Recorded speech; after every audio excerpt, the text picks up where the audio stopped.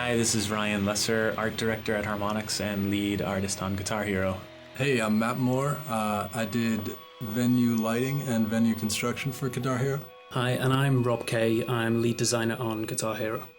This is the making of movie for the Guitar Hero venues. So here's some concept art for the basement venue, the first venue that you play in the game. There's the mom telling everyone to be quiet. These are all drawings by Scott Sinclair. It's supposed to be a basement at a party, you know, lots of blue and red cups around. So here you can see in 3D Studio Max, we're just opening up the venue so people could see the model and the texture maps and the geometry that we've built. This venue was really trying to be filled with all the kinds of junk that you see in a typical basement: cinder blocks, milk crates, crappy old rugs. Any of you that have been in a band, you know that you tend to fill these little practice spaces with rugs and mattresses and stuff to soak up the sound so that your neighbors don't go crazy on you. It was basically my apartment 2 years ago. There's a bunch of interactive elements in all of our venues to show you how well you're doing. The basement was sort of a challenge because we want to have good feedback for how the player's doing in every venue. In this venue, you know, we have the furnace and the washing machine, both of which start going hippity hop when you're doing really awesome. And yeah, when you get in a great state, the windows behind the band show police arriving. Right. Police lights.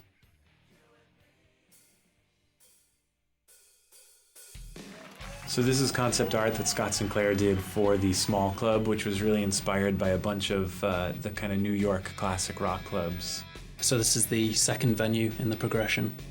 So you've actually got your first kind of real gig and starting to work your way up the ladder. This room has a really funky shape, which makes a lot of the camera work really cool. Yeah, I'm not sure there's any 90-degree angles in this entire venue. Maybe the game. Which is sort of Guitar Hero. Sort of a rule in Guitar Hero, no 90-degree angles. The feel of these venues was really meant to give you the sense that you were there.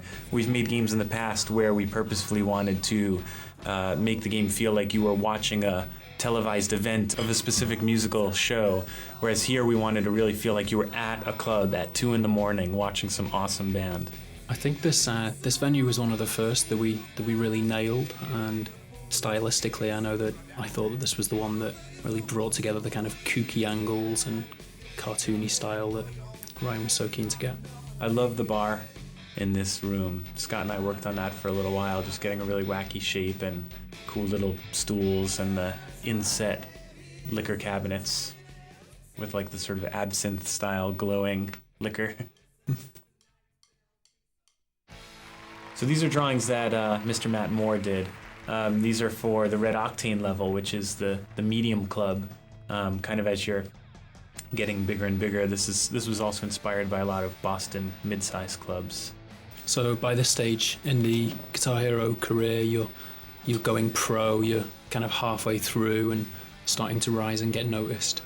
Red Octane as a name is really good as a club name because it gave us a lot of visual imagery that we were able to incorporate into the club.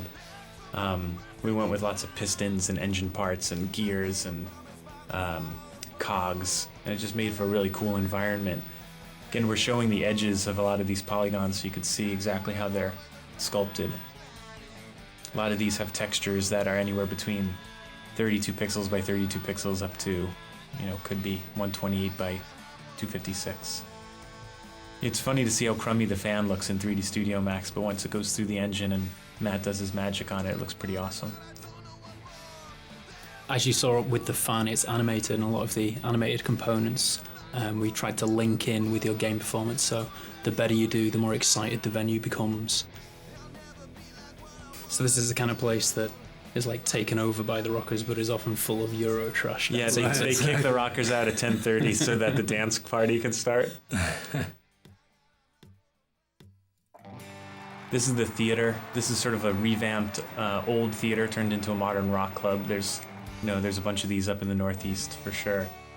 This could be my favourite venue, actually. I think the lighting in here is awesome. The whole thing kind of comes together as a rock show in a Yeah, for a long time this was absolutely the worst venue we had, and then all the guys on the venue team just totally brought it up, and now it's probably one of the best.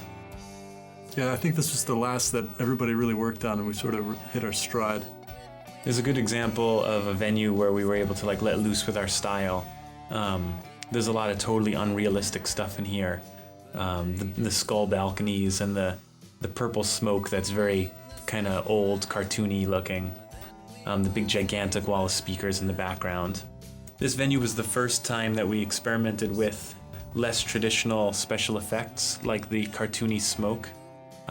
This one we started off doing regular particle systems, but eventually transitioned into something I wanted to try, which was more geometric, exaggerated shapes. So this is the Toxic Fest, which is sort of an outdoor giant show with skaters and those giant buses that have big video screens in them. And this is one venue that's gone through a bunch of changes. It was originally supposed to be daytime, and it's sort of become sunset now. Just our only outdoor venue. Yeah. We tried to stay away from outdoor venues, mostly because most of our design was centered around the kind of cool lighting you can do at a rock show. And if it was a outdoor show that happened to be during the day, we would lose a lot of those tools that we had at our disposal. There's the skate half pipe, where in-game there's a really funny model and a really funny animation. It's like a single model with a single animation of this guy doing just tons and tons of 360s and stuff. Tony Hawk, eat your heart out. Yeah. Yeah.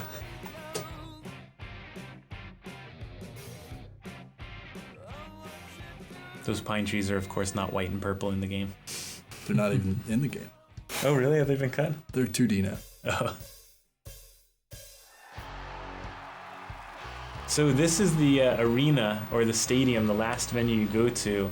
This venue is split up in a way where there's sort of good on the right side and evil on the left side as the pinnacle of the game, the great fight between good and evil.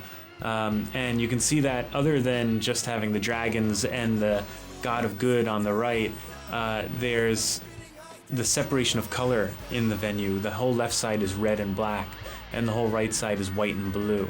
And that sort of gave a good setup for the entire environment. Different cameras in the game, depending on what you're doing and how you're playing, will give you a drastically different viewpoint on this world. It'll either be lots of blue or lots of red. This venue is a good example of putting the detail where it's needed too. If you look at the back of the venue, it's a lot more sparse, but there's lots of action and excitement up front where the cameras are going to be looking, where the Guitar Hero is. There you can see really clearly all the crowd. We have those 2D planes out there that simulate crowd that once it gets in engine, it all gets turned into cool 3D guys dancing around and girls jumping. So that's the end of the making of Guitar Hero Venues movie. Hope you guys had a good time. Hope this was a little bit insightful to you, and hope you have fun playing the game. Yep, thanks for playing. Enjoy it and go and spend some money on some guitar unlocks or songs, and don't waste your money on these movies again. It's not worth it.